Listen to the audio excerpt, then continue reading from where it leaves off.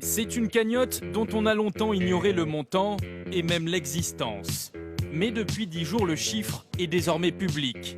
53 877 871 € précisément.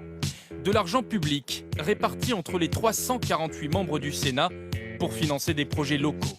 Mais ces deniers sont-ils toujours bien partagés, utilisés à bon escient? Nous avons ouvert l'œil des jours durant sur ces chiffres dévoilés pour la première fois. 92 pages publiées par le ministère du Budget. Sont inscrits ligne par ligne la commune bénéficiaire, le montant et la nature de la subvention accordée par le sénateur. Exemple, Daniel Reiner, sénateur de Meurthe-et-Moselle, octroie 8 584 € à une petite commune de l'Ain pour l'achat de ce camion de pompiers. Jean-Jacques Hyest, sénateur de Seine-et-Marne, finance lui à hauteur d'un peu plus de 2 000 € la restauration de ce lavoir à Arbonne-la-Forêt, dans le même département. Nous avons fait les comptes. Voici en 2013 les deux communes qui ont reçu le plus de subventions des sénateurs. La première, c'est Compiègne, dans l'Oise, 1 200 000 €. La seconde, Jonzac, en Charente-Maritime, 379 000 €. À Jonzac, 3 500 habitants, le sénateur qui a octroyé les subventions est aussi le maire qui les a reçues. En clair, Claude Belot, sénateur, a distribué 379 000 € à Claude Belot, maire, sur les 402 000 € de sa réserve parlementaire, soit, calculé, 94% de l'enveloppe. Est-ce légal? Oui. Est-ce éthique? Nous lui avons posé la question. Est-ce qu'il n'y a pas un conflit d'intérêt entre le sénateur que vous êtes et le maire que vous êtes? Le sénateur donne au maire, qui est la même personne. Il n'y a pas de conflit d'intérêt, mais le maire n'aurait peut-être pas fait les projets qu'il a fait s'il n'y avait pas eu cette possibilité. De là à donner l'exclusivité de votre réserve, 94%. Cette année, c'était ça, d'autres années, c'était... 94%. J'étais 25 ans ici. Cette année, c'était ça, d'autres années, c'était autre chose. Jonzac et donc Compiègne. À Compiègne, c'est Philippe Marini qui est sénateur-maire et lui aussi a largement privilégié sa ville. Philippe Marini, en tant que président de la commission des finances, dispose d'une importante réserve parlementaire, plus de 2 millions d'euros, et 57% de sa réserve a servi à financer des travaux dans Compiègne, la commune qu'il dirige.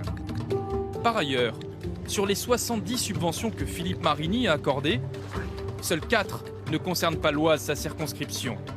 Et l'une d'entre elles nous a intrigués. 30 400 € pour la restauration du toit et des façades de la paroisse Saint-Sylvestre sur la commune de Santoury, en Corse. Une modeste commune de 250 habitants qui a un tout petit budget, beaucoup d'édifices à entretenir, un très lourd patrimoine. Et cette commune, Philippe Marini la connaît plutôt bien. Il y possède un château, non loin de l'église à rénover. Est-ce que vous trouvez ça normal de donner à la commune où vous avez une résidence secondaire? Écoutez, quand je vois une église qui a besoin de travaux... Encore une fois, vous avez un château dans cette commune. Une résidence, oui. Et alors? J'ai pas le droit de regarder l'église qui est à côté et de donner un coup de main au maire? Un coup de main? À quoi a servi l'argent public précisément? Nous avons pris la direction de cette commune du Cap Corse. Voici à quoi ressemble l'église Saint-Sylvestre de Santoury. La façade principale semble effectivement rénovée. Prix des travaux, 150 000 €, subventionné à hauteur de 30 400 € par le sénateur Marini. Mais à y regarder de plus près, le crépi s'effrite déjà par endroits. Certains pans de murs se retrouvent même à nu. Quant à la restauration du toit, peut-être a-t-elle eu lieu, mais en tout cas des arbustes poussent toujours dessus. Cette situation interpelle notamment l'actuel maire du village, élu après la fin des travaux engagés par son prédécesseur. Si le travail est bien fait et qu'on en bénéficie, il n'y a pas de souci. Là, à l'heure actuelle, il y a un souci, c'est pas... Il est où le souci? Le travail n'est pas fini. Où va passer cet argent alors? Je sais pas. Je sais pas. Et depuis quelques semaines, la justice aussi se pose la question. Selon nos informations, une enquête préliminaire vient d'être ouverte, notamment pour détournement de fonds publics concernant la gestion du village et la rénovation de l'église. Elle vise notamment cet homme, l'ancien maire Joseph Migueli, dit José, un nationaliste corse.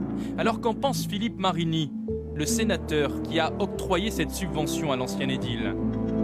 Nous l'avons recontacté par téléphone. Sincèrement, je ne suis pas chargé de sa moralité.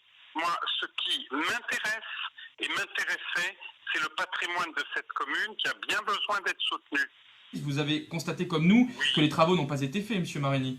Écoutez, j'ai eu le sentiment que s'ils avaient été faits, ils ne l'ont peut-être pas été dans les règles de l'art. Autrement dit, le sénateur reconnaît un manque de contrôle sur un projet financé avec de l'argent public, au moment même où le Sénat se dit plus transparent dans l'utilisation de sa réserve parlementaire.